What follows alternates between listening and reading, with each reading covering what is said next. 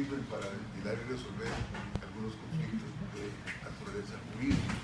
Hablamos de conflictos jurídicos individuales, ¿verdad? Conflictos jurídicos individuales. En el derecho colectivo pueden darse conflictos propiamente de intereses, pero también puede haber conflictos jurídicos. En esto hay una gran discusión en doctrina acerca de si un conflicto jurídico que es de naturaleza colectivo, o sea, porque se trata de derechos para un colectivo de trabajadores, como por ejemplo los que resultan de un documento colectivo, de un arreglo, etcétera, que no son solamente para una persona, sino para un conflicto. Por ejemplo, el documento en virtud del cual se soluciona una huelga, ¿verdad? Hay un arreglo, se pueden incluir ahí derechos, una posición un poco, digámoslo, estricta, digamos, procesal. Esos conflictos cada persona los podría hacer valer en el proceso ordinario correspondiente, pero también hay una posición doctrinaria, que es la que se recoge en la legislación actual y se traslada aquí. En esto no hay una novedad, digamos. La solución de los conflictos jurídicos con efectos colectivos se permite que también se pueda hacer valer a través de las acciones colectivas que permite la legislación laboral. Les digo, no es nada nuevo, está en la legislación actual, se traslada aquí.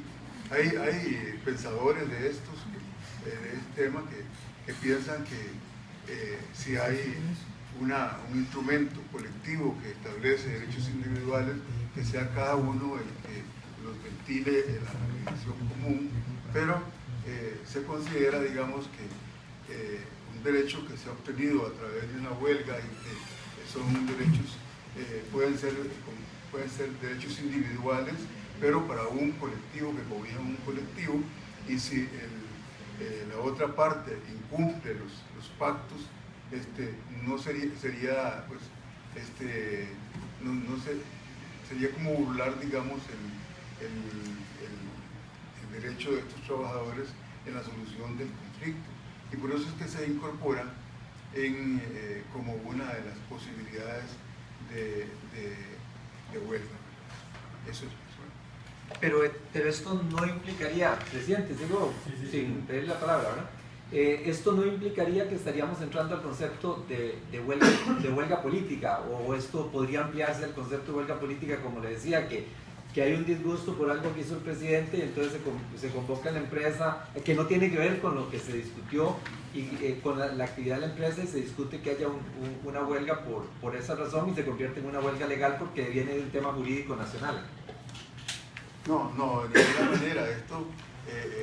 Todas estas herramientas, todos esos instrumentos son para la solución de conflictos económicos, sociales y conflictos jurídicos en términos generales, ¿verdad?, entre empleadores y trabajadores.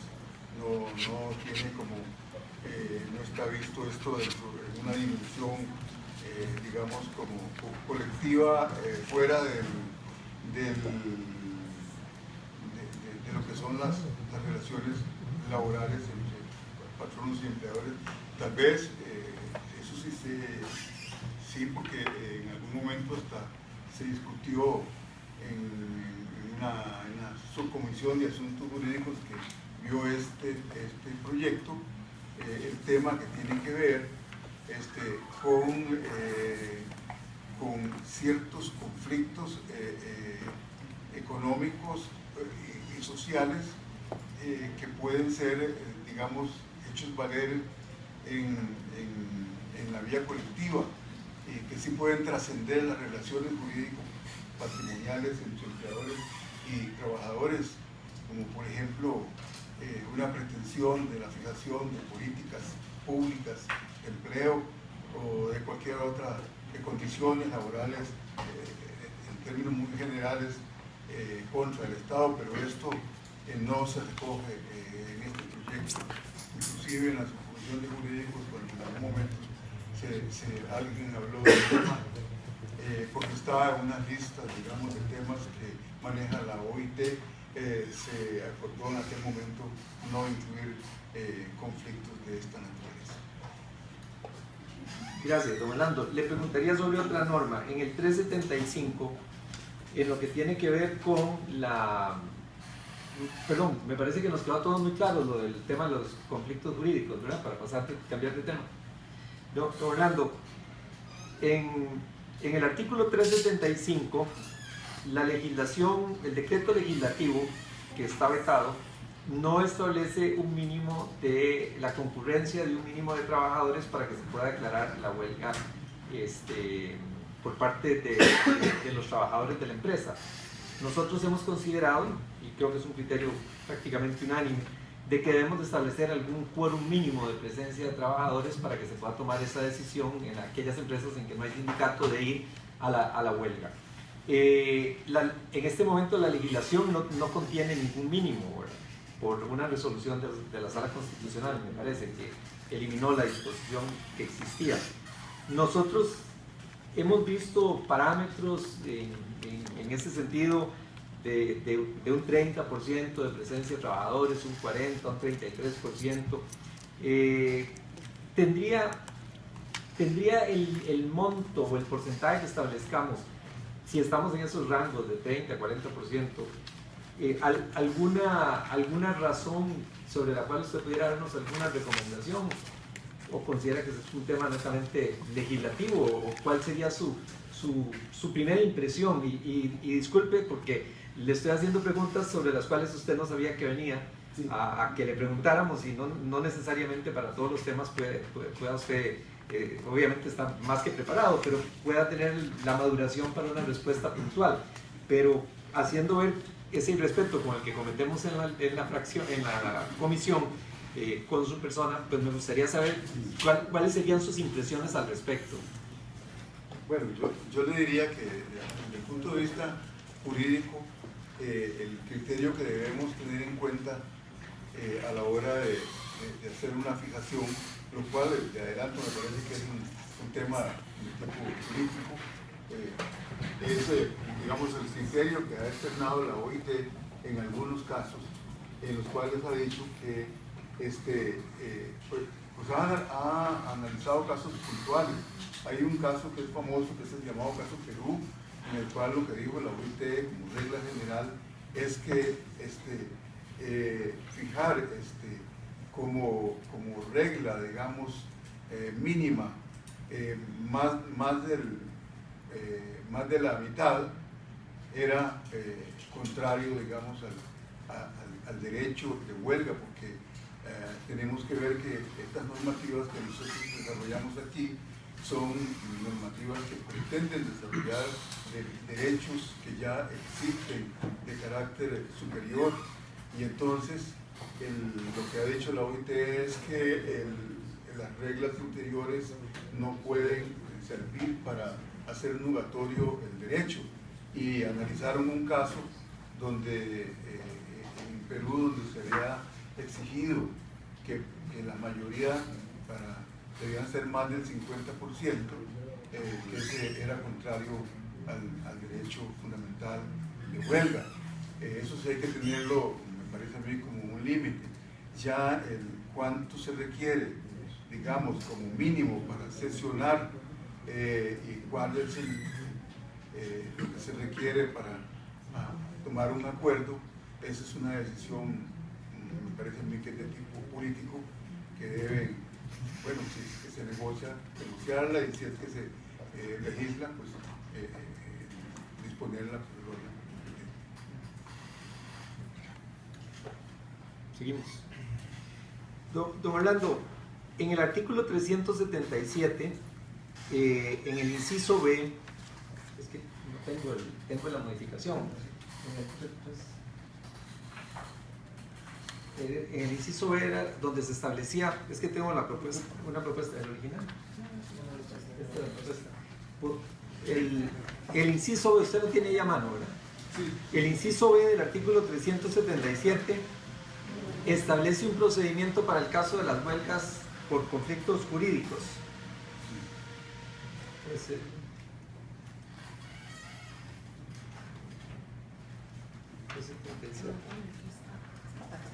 perfecto. Correcto. Dice, en los conflictos jurídicos indicados en el artículo 386 y que den lugar a la huelga legal, este requisito se entenderá satisfecho por medio de la intimación que el sindicato de los trabajadores y las trabajadoras hagan al empleador o a la empleadora, otorgándole un plazo de por lo menos un mes para resolver el conflicto.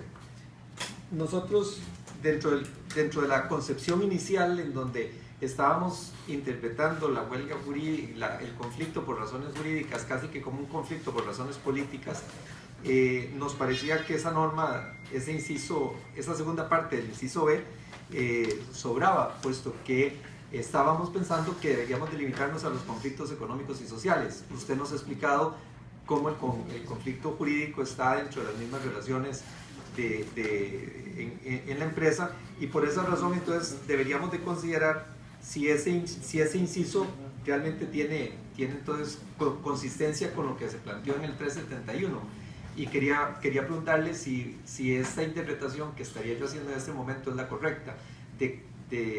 Bueno, ya creo que la pregunta le quedó clara.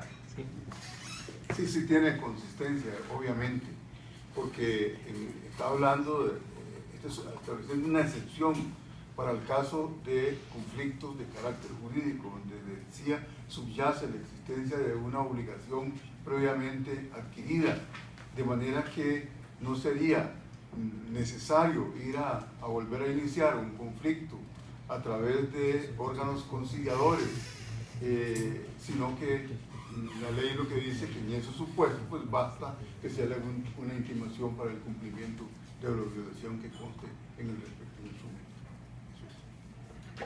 Correcto, nos queda claro. Avanzamos.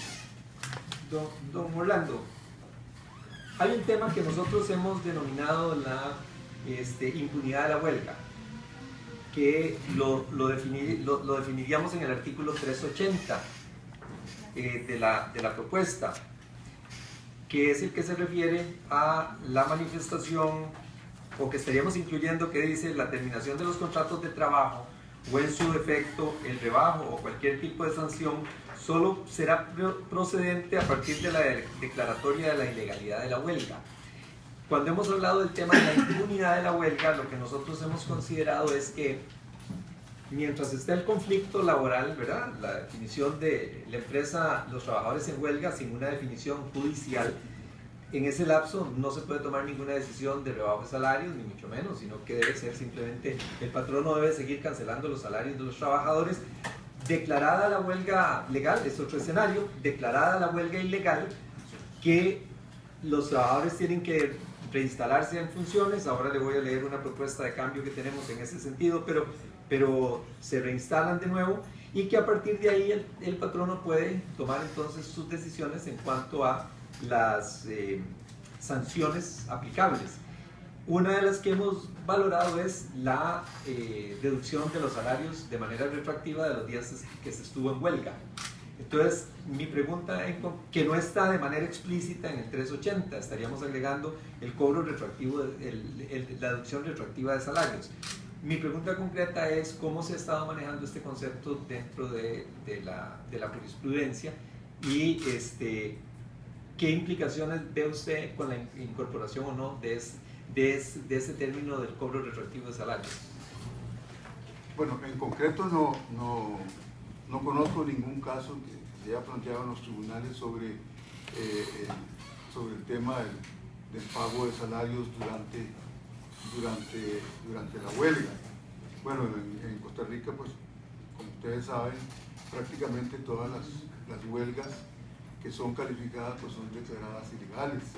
Yo creo que en la historia del país tal vez una, por ahí nos decía don Bernardo Vanderlac en unos estudios que él había hecho, él creía que solamente una huelga había sido declarada legal. Entonces como que haya habido oportunidad en el caso declaratorias de legalidad, establecer qué es lo que procede, no ha habido oportunidad de verlo. Ahora, yo entiendo que esta norma no venía en el proyecto original. Esta norma me parece que se agregó en la Comisión de Asuntos Jurídicos, pero tengo entendido que obedece pues, a una teoría de que la huelga pues, es un derecho que se ejerce y que solo hasta que sea calificado de ilegal podemos decir que es ilegal. Y entonces ahí es donde vendría pues, una cuestión de interpretación de si las declaratorias son con efectos retroactivos o no son como con efectos retroactivos. Eso es lo que yo pienso. Habría que, a mí me parece que en principio si es una declaratoria, digamos, de ilegalidad, pues mientras la ley no establezca que tenga efectos hacia atrás, no podríamos por interpretación dárselos en ese sentido. Si la norma lo establece, claro que esto sería un tema también de constitucionalidad que eventualmente podría plantearse. Me queda muy claro el tema, su respuesta. En cuanto al artículo 385, nosotros tenemos una propuesta diferente a la del proyecto que se refiere a que los trabajadores se reintegren, que declarada la huelga ilegal, los trabajadores tengan un plazo para reintegrarse, el cual lo hemos cambiado a 24 horas en lugar de 48 horas. Me parece que es un tema de criterio, ¿verdad? No tendría especial comentario. Para que quede grabado, perdone. Sí, eso es una cuestión de criterio, ¿verdad? De decisión política. Bien. Presidente, tal vez aprovechando aprovechando que estás en el 380, quería plantearle, señor magistrado, primero que todo, buenas tardes y buenas tardes al señor ministro también. Hablando un poco de este tema del rebajo de salarios y el rebajo retroactivo, que es la discusión que se ha tenido, imaginémonos un supuesto, ¿verdad?, en el sentido de que los trabajadores, las personas trabajadoras tengan de buena fe, ¿verdad?, un criterio como para decir, hay derecho suficiente para ir a huelga, ¿verdad? Tengamos claro que las personas trabajadoras no tienen un conocimiento jurídico como para poder hacer ese análisis, ¿verdad? Pero de buena fe creen que están en las condiciones para poder ir a una huelga legal. Y en el transcurso, o sea, y durante la huelga se declara la ilegalidad de la huelga. O sea, tendría un tema de justicia, o sea, la posibilidad de ser castigados de manera retroactiva con el salario, o es más bien a partir del momento en que se declara ilegal, ¿verdad?, que entonces la persona trabajadora sabe que debe reintegrarse al salario y no lo hace, al trabajo no lo hace. Entonces me gustaría escuchar su criterio en eso. También podríamos estar cayendo en algunos tipos de injusticia. No, bueno, es la aplicación de la misma teoría que habíamos expresado hace un momento.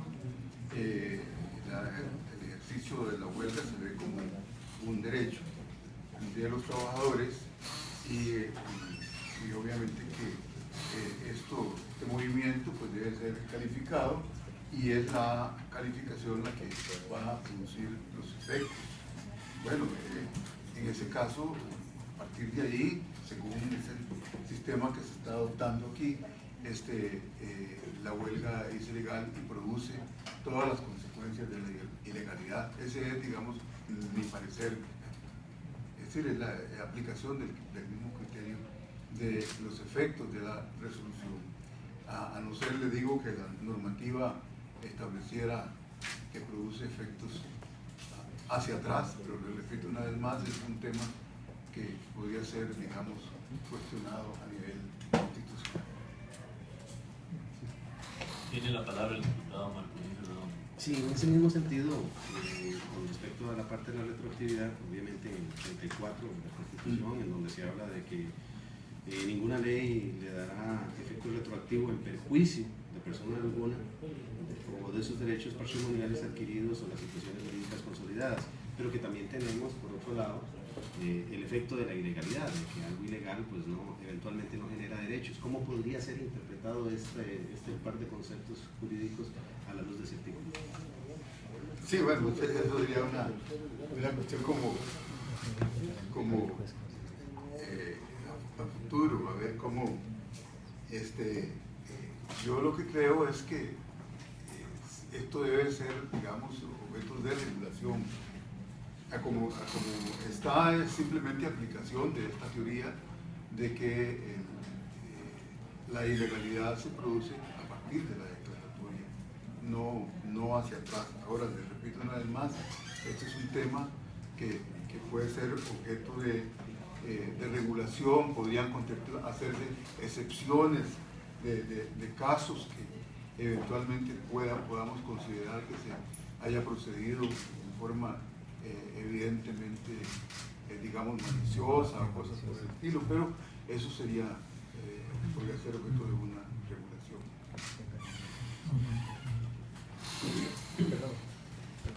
Diputado Ariel Ramírez.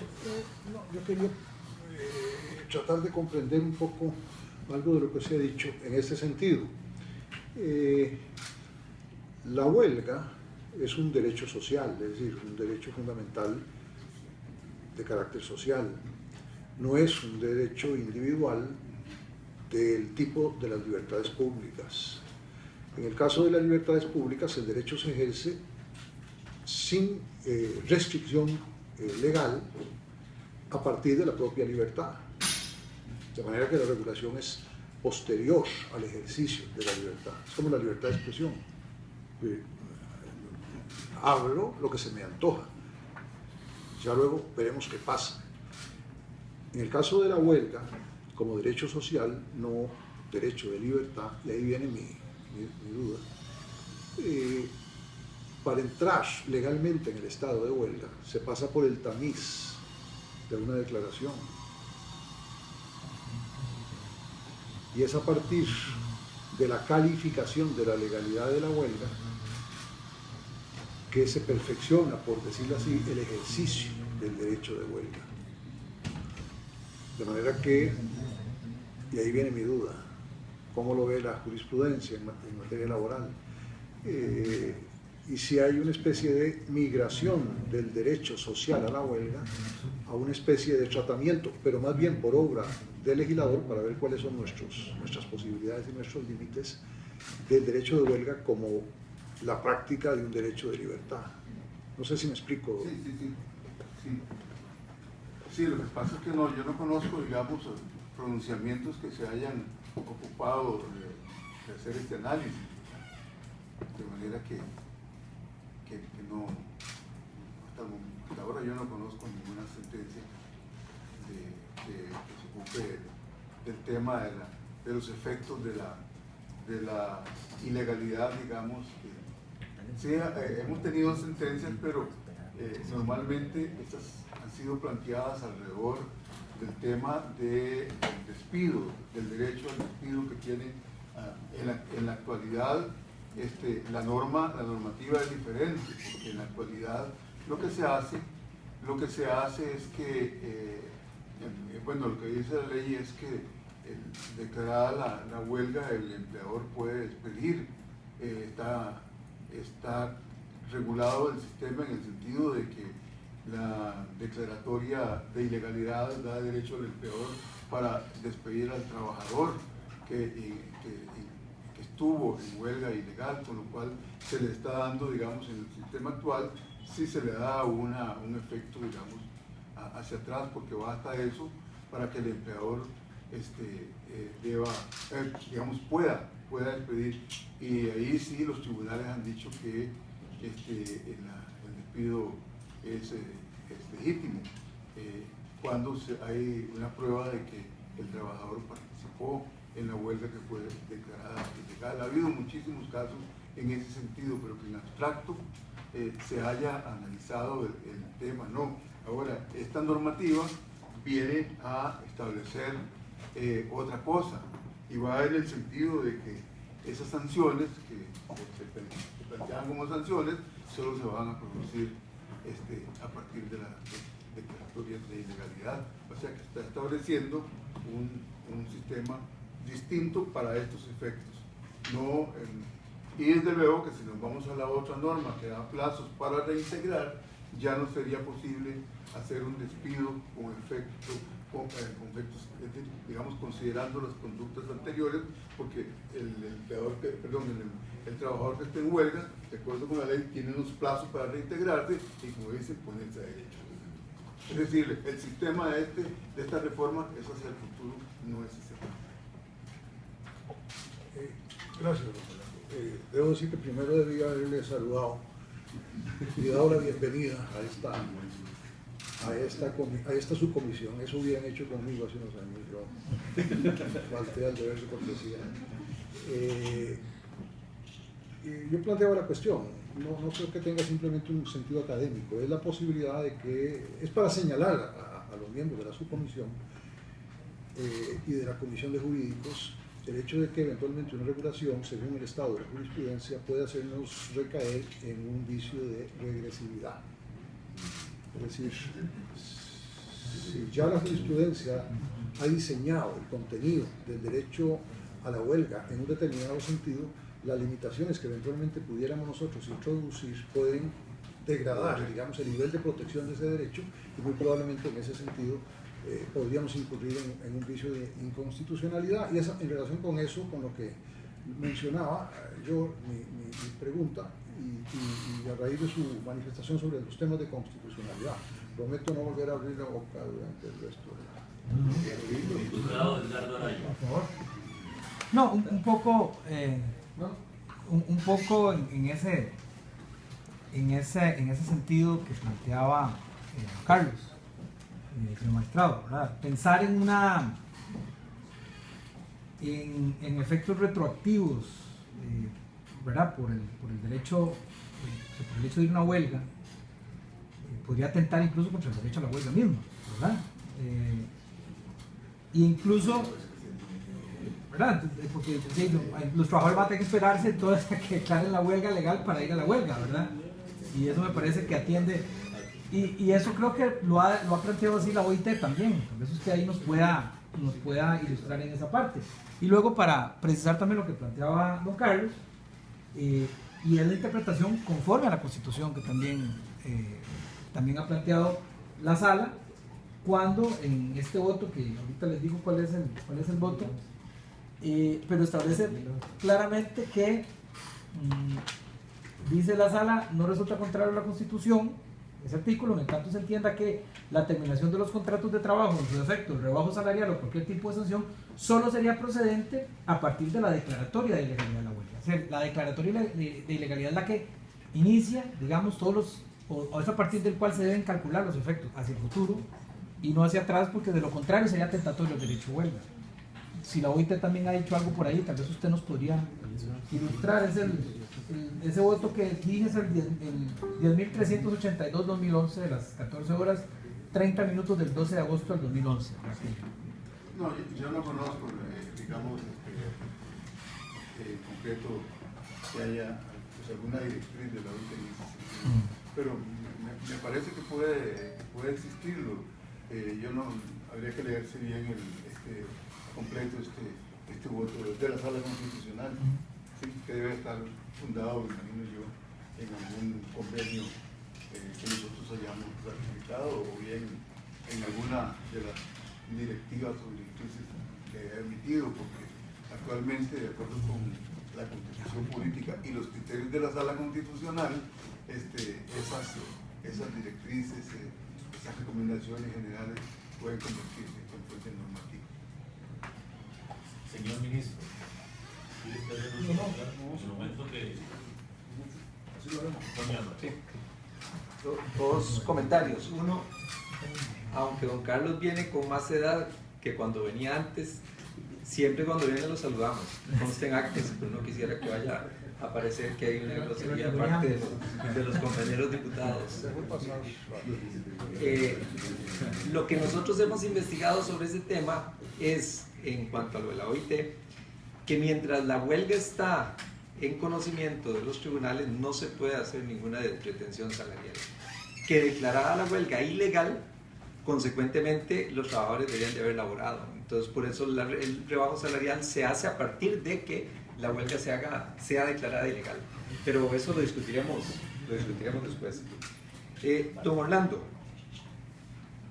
en cuanto al artículo 404, el tema de la discriminación, hay una buena preocupación en los sectores empresariales y entre los que me incluyo, sobre los alcances de los fallos y de las sentencias y de los conceptos de la discriminación.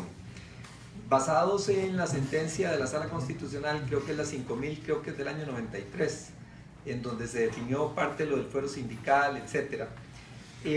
Ha existido pronunciamientos de algunos tribunales en donde, por ejemplo, en empresas donde se hacen despidos, se contratan trabajadores para la zafra o se coloca aumento en las cosechas y después pasa esta etapa y se despide a la gente.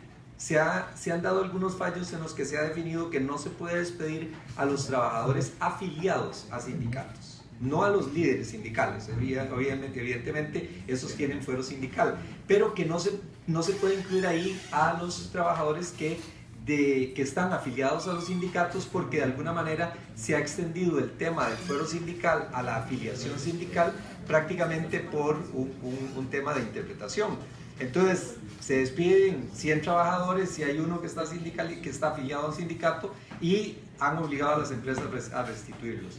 Incluso un caso de una empresa donde cierra el departamento de guardas que pertenece a la empresa, se despide a 20 trabajadores porque se van a contratar privados, y entonces hay uno que está afiliado a un sindicato, no de la empresa, sino sindicatos externos, y obliga a que lo restituya, pero como no hay plaza de guarda, que le busque un trabajo dentro de la empresa.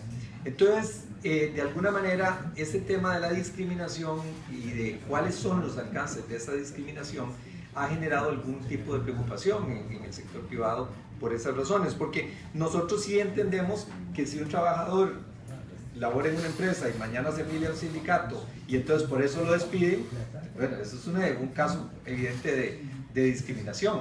Pero si el trabajador está en un departamento o en una reducción masiva de trabajadores y va incluido, pues igual no se le está sacando por discriminación, no pasó la zafra por discriminación, no terminó la cosecha de café o el pico de cosecha de banano por discriminación, o no se cerró el departamento de guardas por discriminación, ¿sí? Se cerró porque la empresa tomó una decisión, mejor lo contrato que seguir teniendo guardas, porque ahora los permisos en el Ministerio de Seguridad son muy complicados, y si uno de ellos está afiliado, evidentemente no es un caso de discriminación, pero se han dado reinstalaciones. Entonces hay una preocupación muy grande sobre el tema de la discriminación, y por eso hemos analizado si debería de darse alguna modificación en el artículo 404. Entonces le dividiría la pregunta en dos. La primera parte es sobre ese tema de la discriminación en general, como se lo he preguntado, y si usted consideraría que entonces deberíamos de modificar algo en el artículo 404 o estamos simplemente ante interpretaciones judiciales que pudieron ser o no correctas. Perdone que me extendiera, pero creo que es importante que tenga el escenario completo. Sí, cómo no. Bueno, aquí tenemos dos cosas. A mí me parece que este 404 es una norma genérica que trata de comprender pues, todos los supuestos en que podemos estar frente a una discriminación de los trabajadores. Y se incluye ahí, dice, por afiliación sindical. Bueno, no se trata, por lo menos eso es lo que nosotros en la sala hemos interpretado, de que un trabajador, por el hecho de estar afiliado al sindicato, tenga un amparo o una protección. Sí sabemos, porque el Código de Trabajo sí lo contiene, protecciones para quienes integran las directivas de los sindicatos, que esos sí tienen un fuero, una protección en el sentido de que no pueden ser despedidos precisamente por ese fuero, a no ser que acudan a algunos procedimientos especialmente previstos. Bueno, en esto es muy importante tener en cuenta no solo lo que dice esta norma, que esta norma no es nueva, esta norma reproduce una normativa de una ley que hay sobre discriminación y que a su vez reproducía otra de 1961. En el documento original nosotros íbamos escribiendo notas de cuándo provenía esta normativa. Esta normativa, digo, proviene desde 1961. Y lo que sí ha dicho la jurisprudencia, basada en estas discusiones de este tipo y en un famoso pronunciamiento de la Sala Constitucional, que es la sentencia 5000, ¿verdad? Que viene a darle una precisión en cuanto a los alcances de esta normativa, y entonces señala en términos muy generales, pero claros, en que si hay una actuación discriminatoria por razones sindicales en términos generales, ahí estamos frente a un tema de tutela de ese trabajador, aunque no forme parte de ninguna directiva del sindicato. Hasta donde yo recuerdo, no ha habido ninguna sentencia en que diga que un trabajador, por lo menos de la sala de nosotros, que un trabajador por el hecho de estar sindicalizado tiene, digamos, una tutela que impide ser despedido. Eso no se ha establecido. Ahora, lo que sí ha habido son casos particulares donde se ha discutido. Yo recuerdo un caso de una empresa bananera que despidió a unos trabajadores, y entonces ella argumenta en ese caso, por ejemplo, ese es un ejemplo, ¿verdad? Argumenta que tuvo que despedir a muchos trabajadores por cuanto entraban en una etapa donde había una recesión, por decirlo así, y entonces debían de reducir. Pero bueno, ahí en ese asunto hubo pruebas, yo recuerdo, de los dos lados, ¿verdad? Y los tribunales terminaron interpretando que no era esa la razón por la cual había sido despedido, sino que había sido despedido por razones sindicales. Pero son los casos concretos. Ha habido otros que son también muy discutibles. Es cuando la empresa alega la necesidad de despedir a un grupo de trabajadores por razones, digamos, coyunturales, y entonces tiene que escoger trabajadores, y entonces si escoge, digamos, solo los sindicalizados y no a los otros, algunas veces los tribunales han dicho que ahí hay una conducta que no se aviene bien con el ejercicio de este tipo de derechos. Don Carlos, le voy a hacer una pregunta. Faltando mi palabra,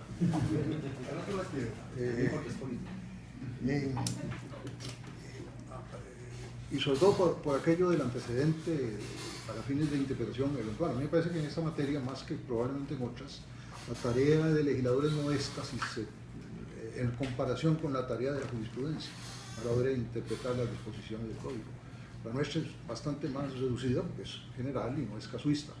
En el caso de la afiliación sindical, me parece que lo claro está en que no cabe, es decir, que constituye un acto de discriminación el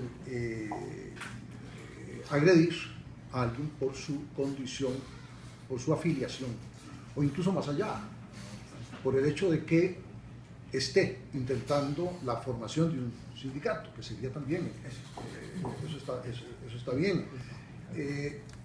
Naturalmente me parece que aquí se ofrece un campo muy complicado para la desviación de poder del patrono, que puede efectivamente crear una apariencia de buen derecho, despidiendo por consideraciones invisibilizadas sindicales, pero creando la apariencia de que se trata de otra clase, es un poco lo que usted decía, de otra clase de causa. Ahí yo siento que difícilmente algo más podríamos hacer, salvo dejar en manos de la jurisprudencia el rango de protección de los derechos, de las potestades también, que han de ser protegidas, y también para que se ventile casuísticamente casi el tema de la desviación, digamos. Yo probablemente y propiamente hablo de desviación de poder de parte del patrono en situaciones como esa. Es decir, en otras palabras, lo que digo es, difícilmente podríamos agregar algo a lo que dispone ya el artículo, sino entender en el contexto y entender eventualmente la jurisprudencia, el sentido de ese artículo, en el sentido en que nosotros lo estamos comentando aquí un poco. Gracias. Diputado Marco Inicio Redondo. Perdón, sí. En esa misma línea, porque originalmente el artículo 618 del Código de Trabajo habla de que prohíbese toda discriminación en el trabajo por razones de edad, etnia, género y religión. O sea, en aquel momento solamente se planteaban esos tipos de discriminación. Ahora se está planteando una enumeración mayor, en donde inclusive hay una que habla de razones por edad, por razones de edad, que también acá me nace una pregunta, porque alguien podría decir que el trabajo de menores es amparado a esto, es una discriminación. Aquellos que quisieran hacerlo cuando existe una norma que reza sobre algo diferente. Pero mi pregunta va en el sentido de que esta enumeración, desde el punto de vista de la jurisprudencia, ha habido un aporte de la jurisprudencia para poder determinar que es necesario incrementar la enumeración que teníamos en la aprobación del código original y al texto que en estos momentos estamos por aprobar.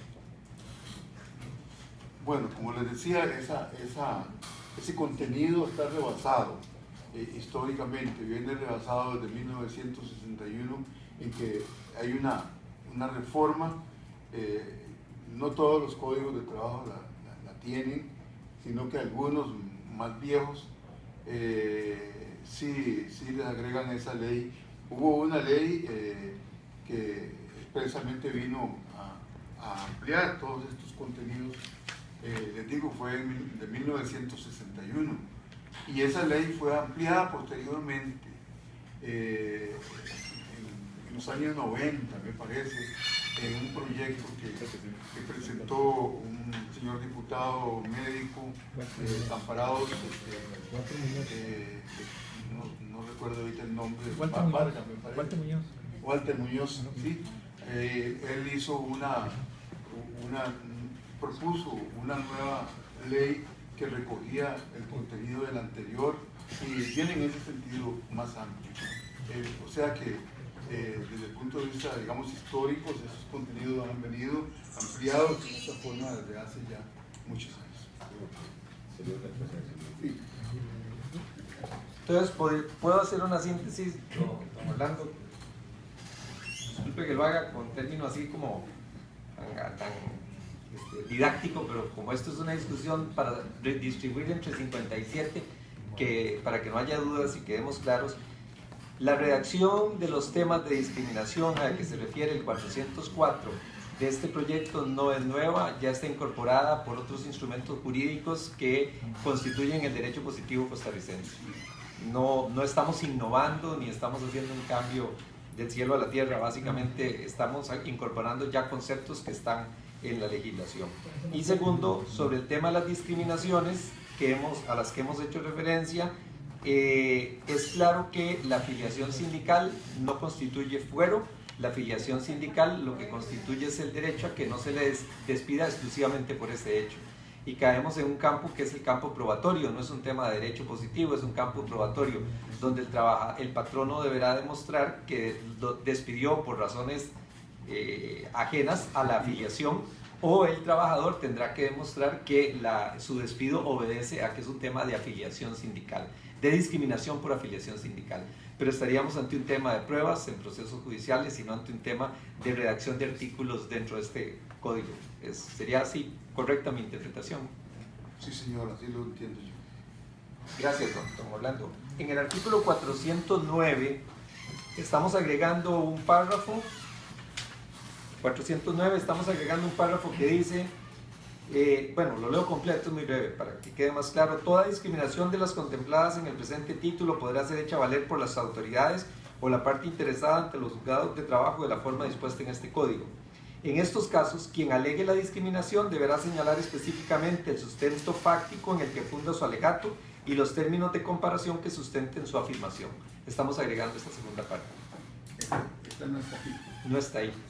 Sí. Sí, a mí Creo que sí no está agregado. me parece que no daña. Por lo menos yo Pero que adelante. que tiene que expresar en la demanda, dice, o en la denuncia, porque por aquí podemos estar enfrente a casos de demandas de particulares, o también en casos de denuncias, digamos, por infracción, porque no podemos perder de vista que infringir esta normativa pues también puede constituir una infracción, que en ese caso tiene que explicar, digamos, los sustentos fácticos. ¿Y qué más dice?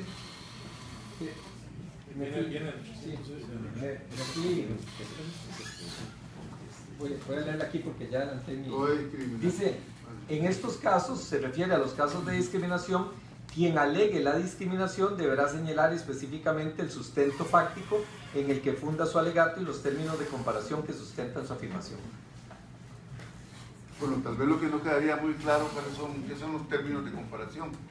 Eso me parece que eso ya sería como obviamente que a mí me parece que lo de los sustentos fácticos es, incluso aunque no esté ahí, si nosotros vamos a buscar los requisitos de una demanda, los requisitos de una denuncia por infracciones, ahí está la exigencia de que la persona debe señalarlo, de manera que usted le quita ese párrafo y no pasa nada. Si no le ponen el párrafo, no pasa nada. Tal vez agrego, asumo que lo de comparación tiene que ver con el hecho de que la discriminación es una modalidad de trato distinto. Y de acuerdo con jurisprudencia constitucional, la comparación objetiva es necesaria para establecer la diversidad de trato. Es aquello de que yo no puedo decir, me trataron de manera discriminatoria, sin decir en tal situación, en tal hipótesis, en una situación igual a la mía se le trató de otra manera. Esa es una. La única preocupación es que, a mi juicio, porque lo contrario podría implicar un criterio de un principio de regresividad, es que la carga de la prueba de la discriminación, dicho otro modo, no siento yo, y no lo asumiría así, que esta disposición implique que la carga de la prueba de la discriminación sea del trabajador. No necesariamente, no digo que ocurra lo inverso, digo que no puede interpretarse o no debería interpretarse así.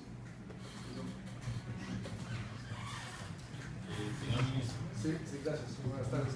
No, en esta misma dirección yo quería aclararme. Es que cuando escuché lo que hizo usted, señor diputado, me da la impresión que se estaba estableciendo que la carga de la prueba iba a recaer precisamente en quien alega la discriminación. Entonces, en el caso, habiendo quedado clarísimos con respecto a los alcances del tema de la discriminación en el artículo 404, ¿verdad? Ok, entonces, que al final de cuentas no es que se estaba estableciendo que la afiliación sindical era un elemento de discriminación, sino que había un tema de prueba. Entonces, el caso concreto, viene y se produce el despido en el centro de trabajo y un trabajador alega que su despido obedece a que está afiliado al sindicato. Entonces, lo que no quería entender es que entonces ese trabajador que alega un acto discriminatorio por estar afiliado al sindicato, le corresponde a él probar esa condición. Eso es lo que estaba planteándose. O sea, la carga de la prueba no la estamos poniendo. No estamos hablando de un tema de carga probatoria. Tiene que explicar en qué consiste la discriminación. Me permite para hacer una aclaración sobre eso, que creo que es importante.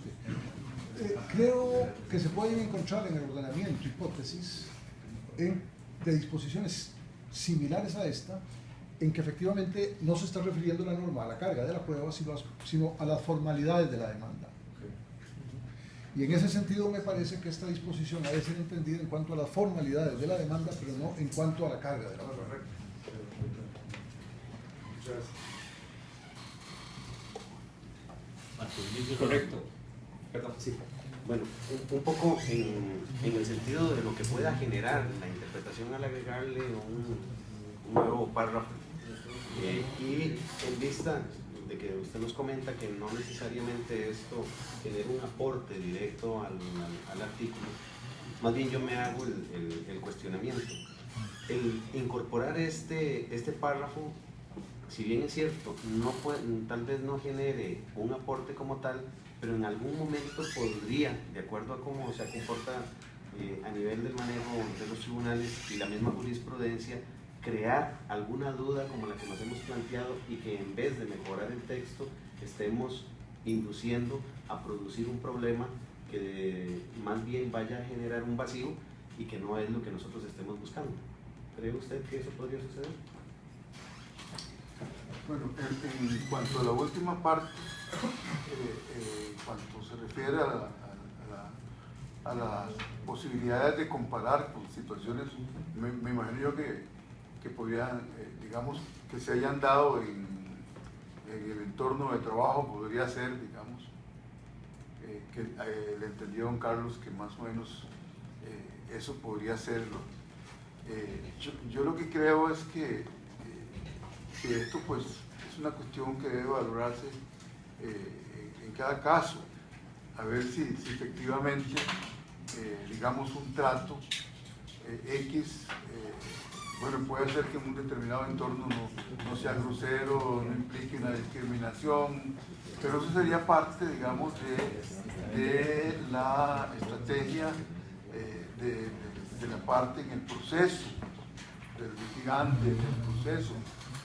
Y yo pienso que entre más sencillo quede la norma, pues es mejor. Allá verá en un supuesto X cómo se plantea, digamos, la oposición, la defensa y desde luego el tema de las pruebas sobre a los efectos de que el juez pueda valorar si se está en presencia o no de una discriminación. Yo por eso pienso que la norma no aporta mucho, no queda claro el tema de las comparaciones, y entonces si no aporta mucho, pues creo que, bueno, es una cuestión de ustedes, que son los que tienen en manos o tendrán en manos en su momento, y dependiendo del camino que se siga en este tema, pues, Edgar Araya, por favor. Gracias, compañero presidente. Sí, yo creo que en eso, como para dejar claro, creo que este artículo, un poco lo que usted decía al inicio, señor magistrado, es decir, podría no estar, y podría estar, y digamos que el asunto no se modifica, ¿verdad? Porque finalmente, de quien alega la discriminación, si nos vamos al 495, que tiene que ver con los requisitos de la demanda, ¿verdad? El numeral 4, yo tengo que establecer los hechos y los antecedentes del caso relacionados con el objeto del proceso, expuestos uno por uno, numerados, en fin, y tengo que alegar, evidentemente, la discriminación, y tengo que decir por qué creo yo, o sea, por qué digo que es una discriminación, y obviamente es porque tengo que compararlo con con otra situación dada, ¿no? Para decir que me están tratando diferente. Como decía don Carlos, básicamente es un tema de demostrar que a mí, están siendo iguales, me están tratando de manera desigual. Eso es a lo que se refiere el tema de señalar esos términos de comparación. Es decir, yo tengo las mismas condiciones laborales que esta otra persona la trataron diferente. ¿Y por qué la trataron diferente? ¿Y qué fue el trato diferente que se le dio? En ese sentido, yo creo que lo que se le adiciona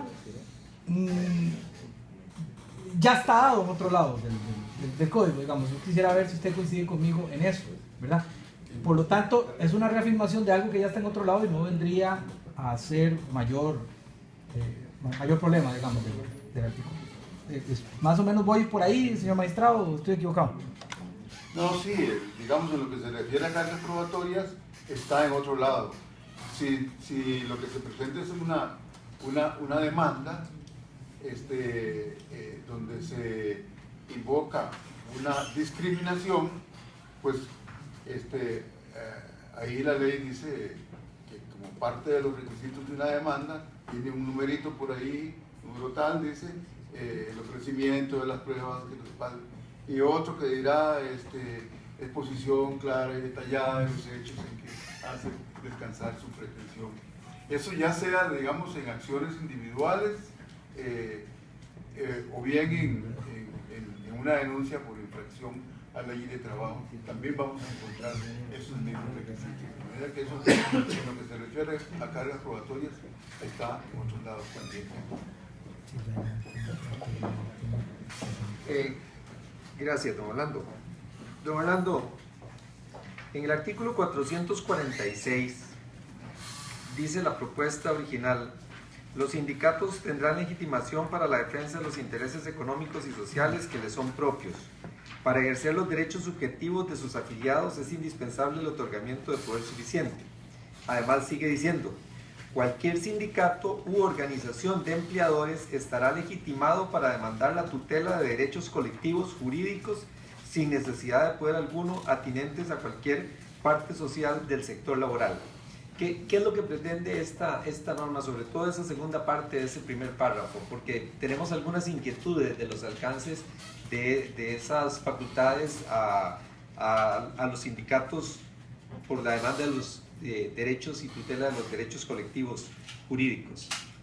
Bueno, esta norma, yo creo que casi todas están en la legislación actual. La idea es que los sindicatos están legitimados para representar al colectivo de trabajadores en lo que se refiere a temas de derecho colectivo, y que para representar a un trabajador en temas de derechos individuales pues requiere de un poder especial que se le puede conceder al sindicato, y el sindicato lo ejerce en la forma que está establecida. Lo que se plantea con esta parte que usted nos señala es que como estos derechos colectivos a que se refiere el código, que pueden ser, digamos, pueden incluso ser planteados a nivel colectivo otra vez, así puede llegarse a una huelga por incumplimiento de esos derechos, pues es obvio que el sindicato está legitimado para representar también al colectivo, porque sigue siendo un derecho de esa naturaleza. Ahora, esto con independencia de que los trabajadores individualmente, si quieren hacerlo valer en las vías individuales, pues puedan hacerlo valer, porque podríamos tener, digamos, instrumentos que tengan, digamos, fuerza de cosa juzgada o algo, en los cuales encontremos establecidos este tipo de derechos. Pero la idea es esa, de que el sindicato en todo momento pueda hacer valer en representación de los trabajadores los derechos de naturaleza colectiva, sin necesidad de que cada uno de los trabajadores le dé un mandato. Presidente, tengo que ir un segundo a Hacendarios, que estoy sustituyendo a una diputada, pero quisiera cuando vuelvo seguir sobre este tema. Don Carlos va a hacer una pregunta. No, en relación con ese artículo 446 y para fines de eventual interpretación, a mí me parece importante observar de que efectivamente, como dice el magistrado Aguirre, aquí la disposición 446 se refiere a dos tipos distintos de derechos: derechos colectivos y derechos individuales. Y derechos subjetivos individuales, no colectivos, por decirlo de esa manera. Lo que probablemente afea la norma es que confunde unos y otros cuando es un problema de técnica legislativa. En realidad esa expresión, para ejercer derechos subjetivos de sus afiliados es indispensable el otorgamiento de poder suficiente, debiera ser un segundo periodo, separado de todo lo que anteriormente dice. De manera que queda muy claro que hay una implícita distinción entre derechos sociales y derechos colectivos y derechos subjetivos individuales. Es mi observación. Es decir, eventualmente podríamos simplemente trasladar la expresión para ejercer derechos subjetivos de sus afiliados, es indispensable el otorgamiento de poder suficiente, a un periodo inmediato siguiente al resto del artículo de la norma. Bueno, pero eso es pura técnica legislativa. Sí, bueno, la norma ha sido interpretada en el sentido que yo les decía, con mucha, o con tal vez muchísima no, pero sí, con alguna frecuencia ha sucedido que un sindicato pretende plantear una demanda para el cobro de un derecho subjetivo individual, y los tribunales pues le han dicho que no tienen legitimación procesal, es decir, porque para ejercer el derecho, un derecho individual, de la progresa jurídica, obviamente, necesita que el dueño, el titular de ese derecho, lo autorice a través de un mandato. La única excepción es que sí, es técnica. Permite plantear un amparo por otro.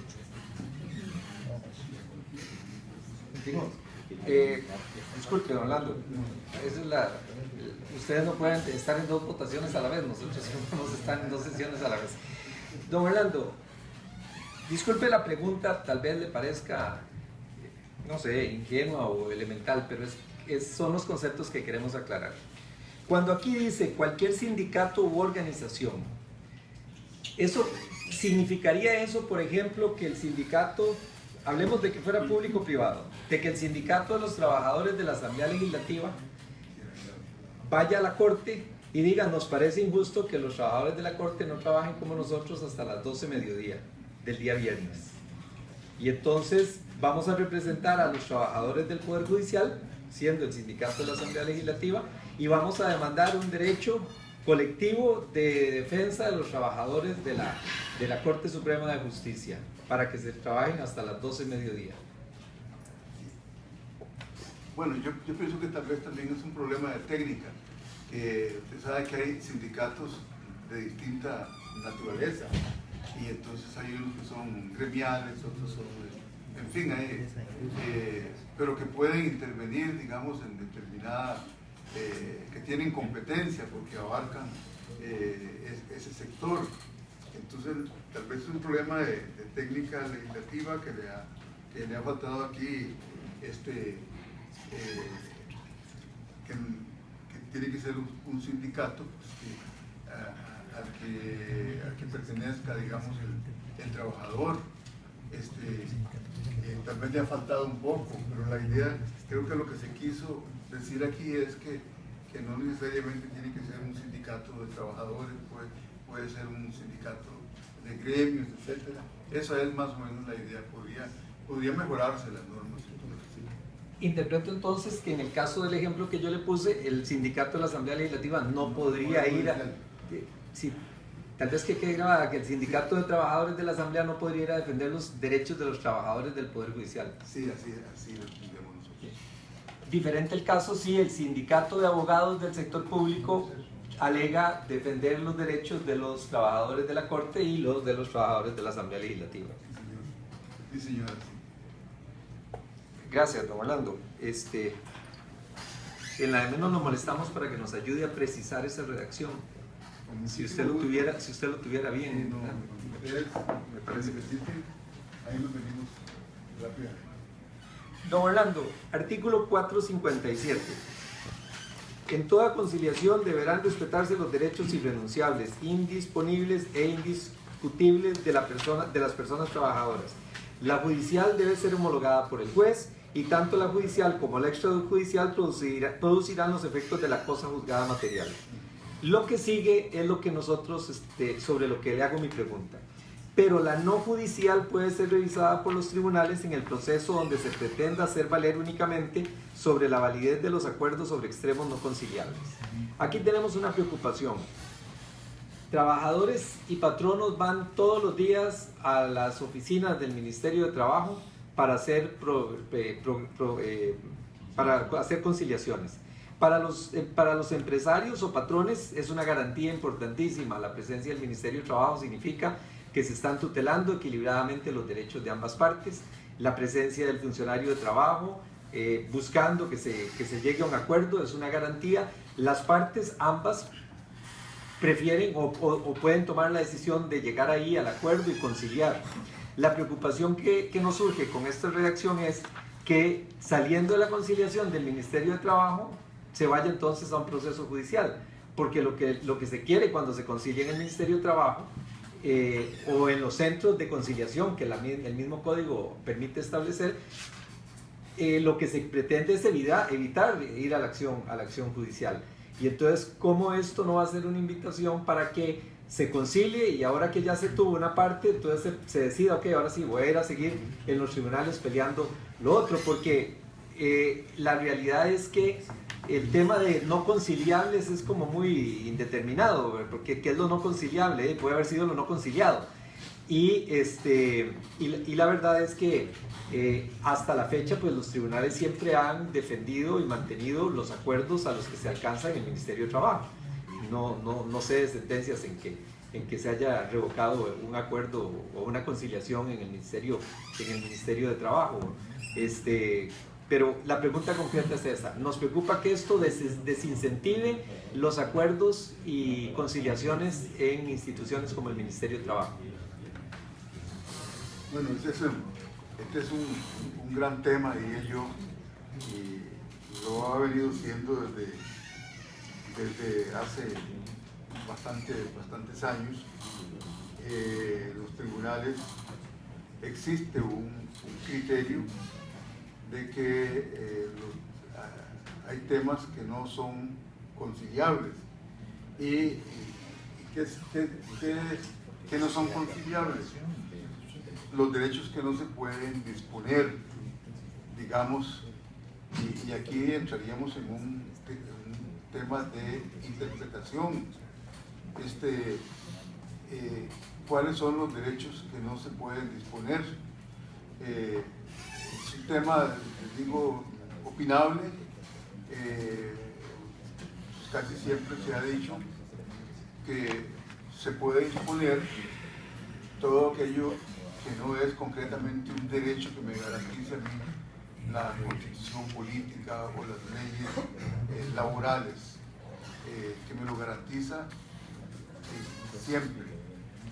Entonces, cuando hay temas que son expectativas de derechos, por ejemplo, el preaviso y la cesantía, que yo pretendo tener, a la que yo pretendo tener derecho porque considero que el empleador me despidió injustificadamente, eso no es un derecho, es una expectativa.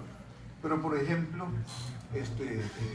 bueno, algunos son muy radicales, algunas personas son muy radicales, y entonces han dicho, los aguinaldos que me quedaron debiendo, eso no es conciliable, porque me lo debe el 100%, y yo no puedo renunciar a ese derecho porque me lo da la ley.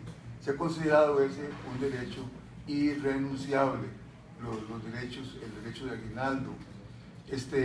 Los salarios también han sido considerados irrenunciables, digamos.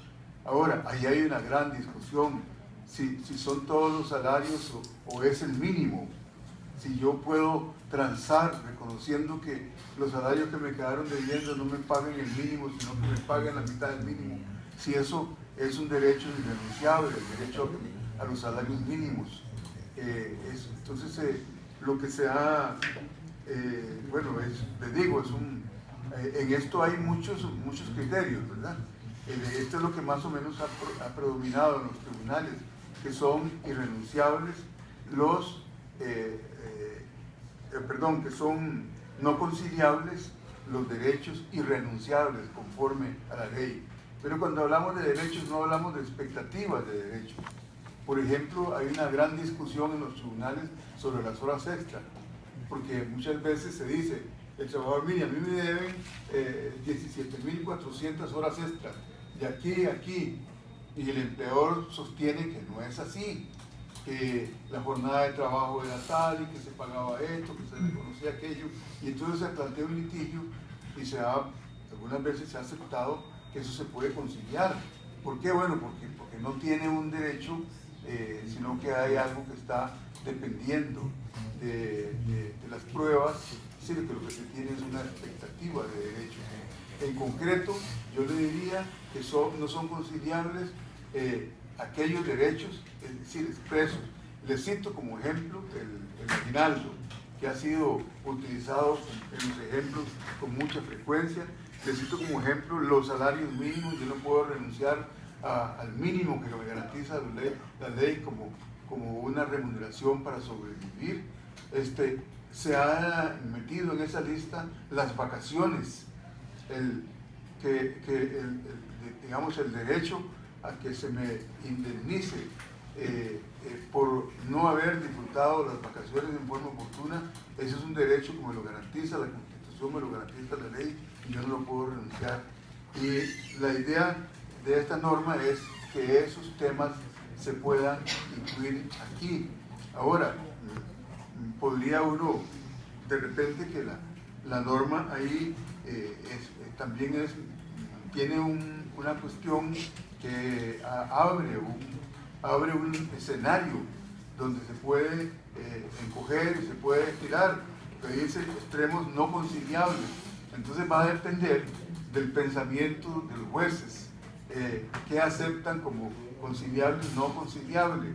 Los que son, bueno, yo me meto en ese campo, aceptar como no conciliables el aguinaldo, compensaciones por vacaciones no disfrutadas, salarios mínimos, es decir, aquellas cosas que la ley me garantiza como un mínimo de subsistencia. Yo pienso que, bueno, por lo menos esa ha sido mi posición como juez de trabajo, pero puede haber otras personas que consideren que pueden ser no conciliables otras cosas, pero eso va a depender, digamos, del pensamiento, de la filosofía que tenga esa persona.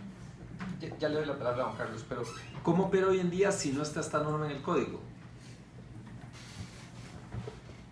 Así como le he dicho. Sí. Y con un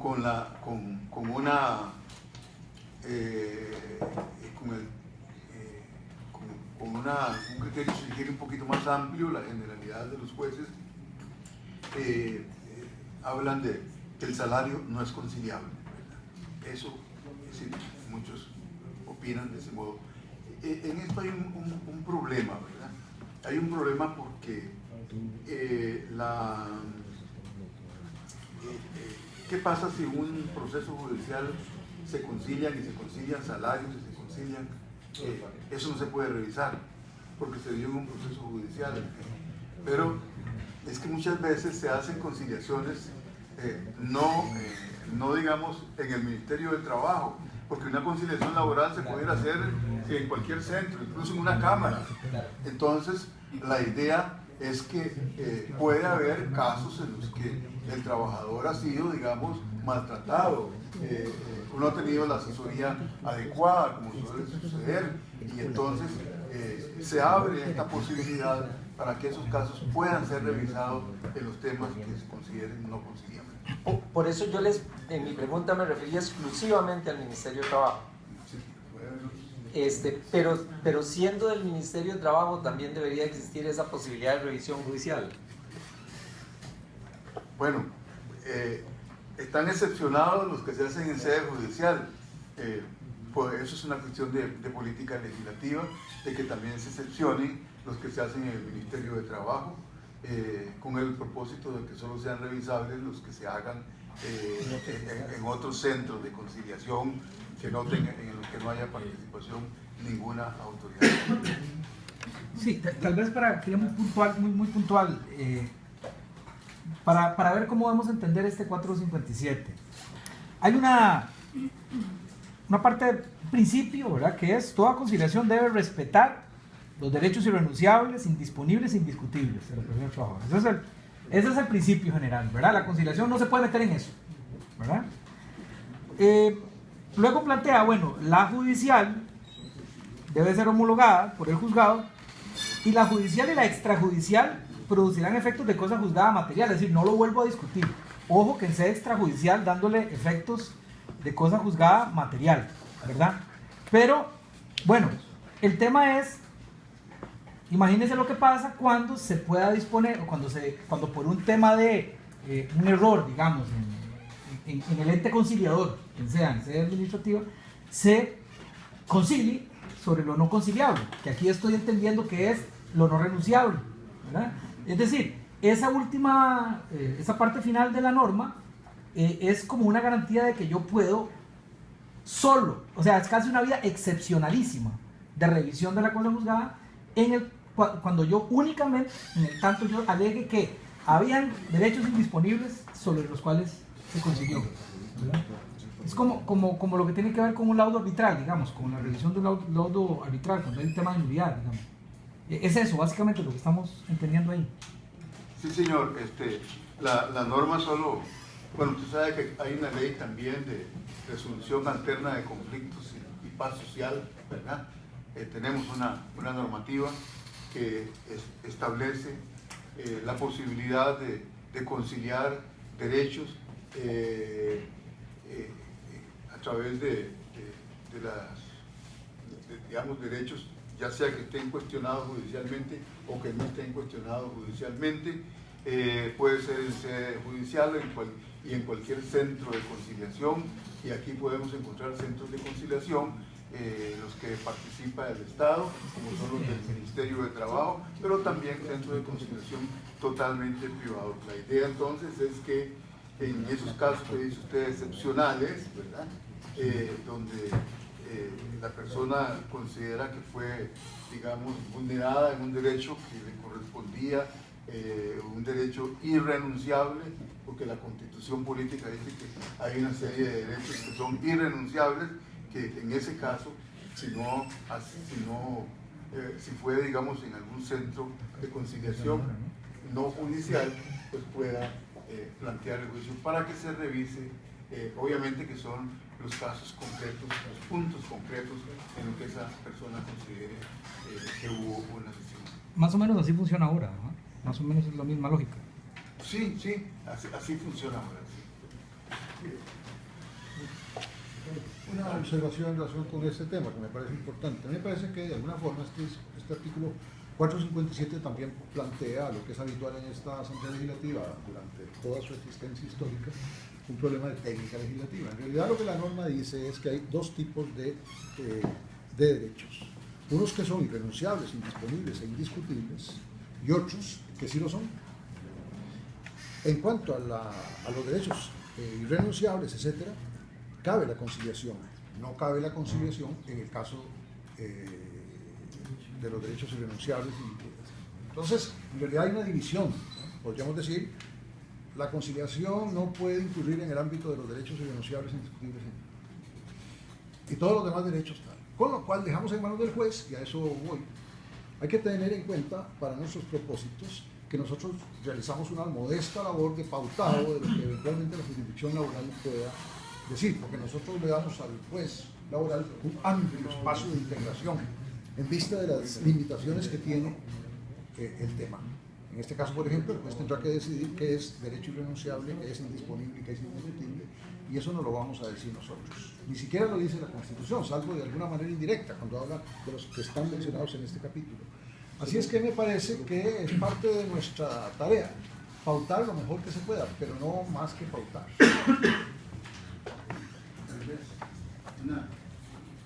Sí, con mucho gusto. Sobre este tema cuando se discutió en varias partes, a mí no se me olvida que hubo una propuesta o una idea de la magistrada doña Julia Varela, en que ella decía que debiéramos de aprovechar la oportunidad para decir que para estos efectos se consideran no conciliables tales y tales y tales. Hubo una discusión muy amplia sobre el tema de qué lo vamos a computar. A mí me parece buena la idea de doña Julia, que no quedó en nada aquí, pero yo por una cuestión de honestidad con ella, que yo sé que ella pensó así en ese momento, pero quisiera decirlo, ¿verdad? Los legisladores en su momento quisieran decir tal y tal cosa, pero es una cuestión ya, les digo, cuando uno se sienta a decir, bueno, ¿y cuáles son los no conciliables? Y entramos en un terreno un poco medio difícil, ¿verdad? Señor presidente, a mí solo me resta una última pregunta, pero también don Orlando dijo el lunes de la posibilidad de que ellos sugirieran algunas reformas. No sé si usted estaría para una próxima sesión comentarlas o prefieren mandarnos una nota, o porque yo solo tengo una pregunta y es muy breve y con eso terminaría lo mío. Más bien, como vemos acá 7 miembros de la Comisión de Asuntos Jurídicos, ¿qué les parece si queda convocado para el próximo martes? Igual para el señor ministro. Sí, ¿a qué horas? A la 1:30. A la 1:30. Muchísimo gusto. Sí, muchísimo gusto estar aquí el próximo martes. Le adelanto al presidente que deberíamos de mocionar para que se elimine la media hora de sociedades de convivencia, porque podría ser que ese día tengamos el Código Procesal Civil, dependiendo de lo que pase, y si tenemos el Código Procesal Civil nos va a quitar unos 10-15 minutos de discusión para que podamos hacer los cambios y entonces podríamos ver las dos cosas. Muchas gracias, don Orlando, muy amable. Y la última pregunta. Se la dejo entonces para el otro lunes, para el martes. Bueno. Y el señor ministro también está invitado cordialmente. Muchas gracias. Y José María Villalta igual. Está invitado para Los diputados están permanentemente invitados a cualquier comisión de esta Asamblea Legislativa sin recibir invitación alguna. A mí no me invitan. En vista de la hora... No, lo invito, yo soy permanentemente invitada. Y además a mí me mandan a invitar. Carlos te visitó hace 2 días. Aquí todos los miércoles. Es la primera que se hace, Lilla.